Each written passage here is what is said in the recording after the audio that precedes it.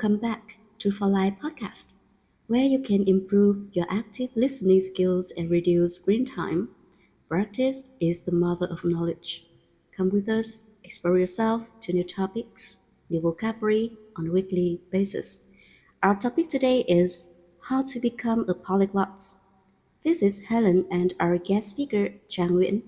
She is a pianist and multilingual teacher who can speak and teach 6 different languages: Mandarin Chinese, Japanese, German, French, English, and Vietnamese. Let's get into our discussion after a short break.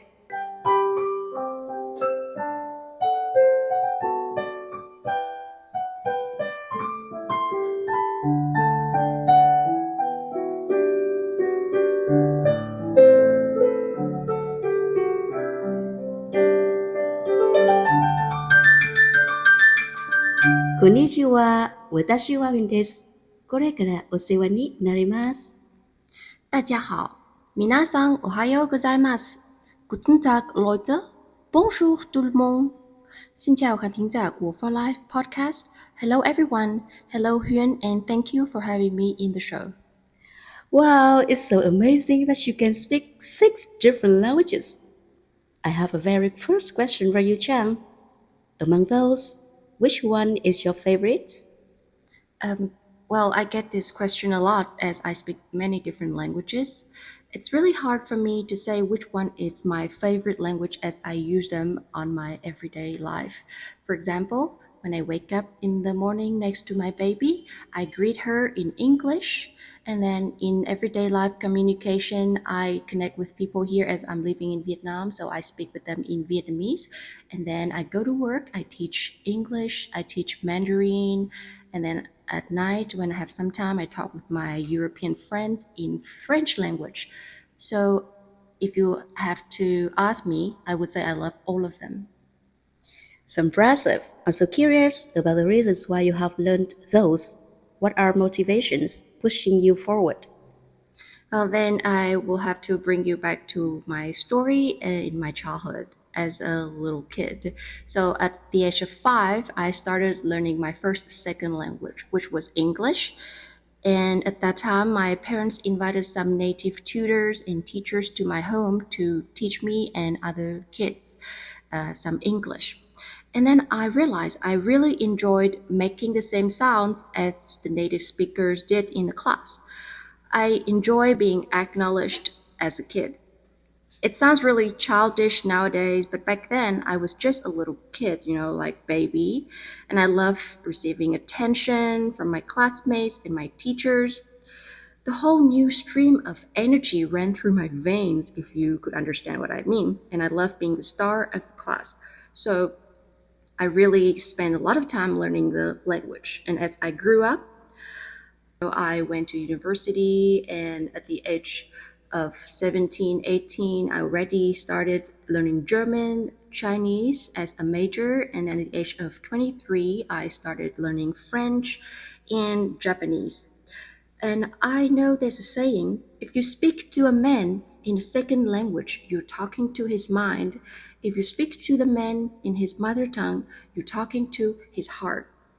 So if you could communicate with someone in his mother tongue, it is one step closer to the heart of the speaker that you're interacting with. And I would love to win people's heart. Chang, you are a star for sure. You are a genius. Anyway, Chang, the polyglot definition seems ambiguous and has raised controversy among the multilinguistic community.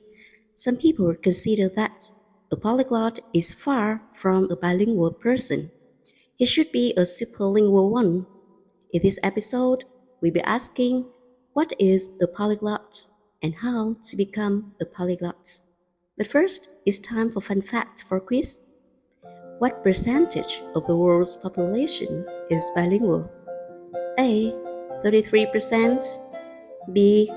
43%, or C. 53%? Wow, I actually never thought about this question. I've never done any research about the percentage of the world's population who are actually bilingual. But if I have to guess, I would say C, 53%. And we'll find out the correct answer at the end of this episode. According to Hilton Stam 2021, a polyglot can speak 6 different languages, while Sanko 2014 knows that polyglot generally applies to a person who can speak or write at least 3 languages with fluency. In contrast, the Oxford Dictionary defines a polyglot as an individual who can speak or use more than one language. So, Zhang, what do you think about the implications of this issue? Well, if you ask me, I would, go for the Oxford Dictionary definition because, in here they say if someone could speak or use more than just one language, can be considered a polyglot. Then I would say the majority of Vietnamese population here could be called a polyglot because, apart from Vietnamese as a mother tongue, the kids here are taught in school English and maybe some other languages such as Chinese or French, depends on the school. So everyone can be a polyglot here, especially the young generation. For me, personally speaking, I wouldn't call myself a polyglot.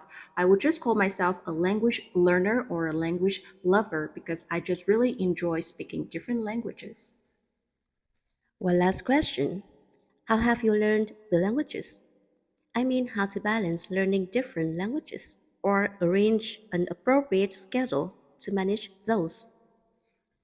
Well, if you Google this question on the internet about how to, approach a new language, there will be lots and lots of advices and recommendations. The most commons are, make friends with the native speakers, watch movies, listening to songs in that language that you're learning, or travel to the country if you have a chance. Immerse yourself in the cultural language, etc.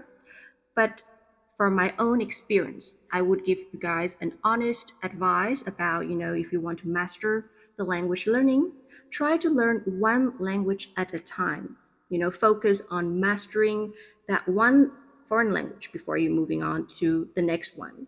Give your brain time to concentrate, and make progress. Long-term memory is actually formed once the language foundation is built strongly. So trust me, learn one language at a time. You will have plenty of time for the next one. For me, learning a new language with passion is the key. I still remember the feeling when I caught an idiom in the song As Long As You Love Me, performed by my beloved Justin Bieber. The saying goes, the grass ain't always greener on the other side, it's green where you water it. It means learning from past relationships and experiences and recognizing the value of what we have. It also means đừng núi này trông núi nọ. In Vietnamese, I felt so happy and motivated that I just kept on learning by heart that day 10 more idioms. And as I kept learning, I had more and more of those moments of understanding. And step by step, I got to a level where I could use those idioms freely and fluently to express my thoughts. In the process of learning a new language, the prerequisite is to learn it with passion and interest. However, being passionate about language learning is not enough, I think. Language learners should have appropriate learning methods. In fact, there are a variety of language learning approaches, such as learn one language at a time, as you mentioned before. Surround yourself with fluent speakers. It doesn't mean that you have to go abroad or travel around the world to catch up with native speakers. Just utilize technological tools like ChatGPT or speaking AI chatbots, etc. So, mentioning these methods and about language learning, there's a story came to my mind. A couple of years ago, I read about a Brazilian named Lucas. I don't know if you ever heard of him. He had an interesting method for Russian learning. So he added 100 Russian speakers on Skype as friends. And then he opened a chat window with one of them and wrote hi in Russian.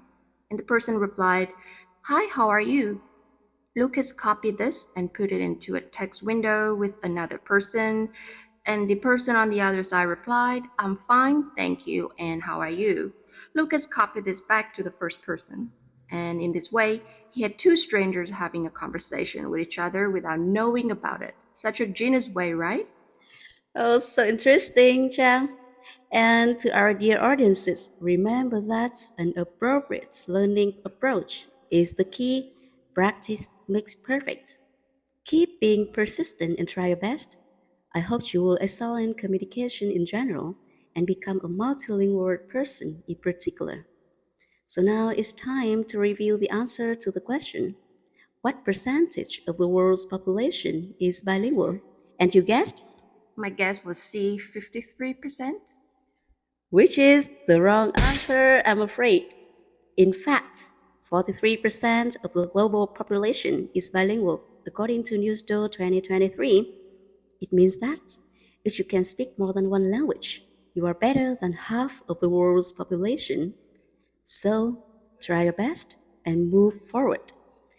Don't forget to subscribe to us on YouTube and Spotify for free weekly goodies. See you on our next episode. じゃん、ありがとうございました。今日は楽しかったですね。Well, thank you very much, arigato. Thank you, Huyen. Thank you for our dear listeners of our For Life podcast. Thank you guys for listening to, me sharing those thoughts and advices and our stories. I hope you will find your passion and interest in language learning. And please remember, one step at a time, one language at a time. We'll have plenty of time in the future for the next one. And we hope maybe one of you will become our guest for the next episode of For Life podcast. Goodbye.